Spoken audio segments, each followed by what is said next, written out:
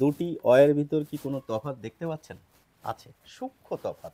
Camera কাছে আনলেই বোঝা যাবে। দেখুন, মাত্রা আর এই ৩ এর মতো অংশটি, এর মাঝে ফাঁক রয়েছে। আর এই মাত্রার সঙ্গে এই ৩ এর মতো অংশটি ঝুলছে একটি বাঁকা দাগের মাধ্যমে। তো এই দুটির রূপে তফাৎ, প্রয়োগগত বা অর্থগত কিন্তু কোনো তফাৎ নেই। আপনি দুটোর যে কোনো একটিই লিখতে পারেন। তবে দেখানোর প্রয়োজন কেন? বেশিরভাগ ছাপার অক্ষরে যখন আমরা এই বর্ণটিকে দেখি তখন কিন্তু এই জুড়ে থাকা অবস্থায় দেখি। আর আমরা যখন সাধারণ মানুষ লিখি তখন কিন্তু ফাঁক দিয়ে লিখি।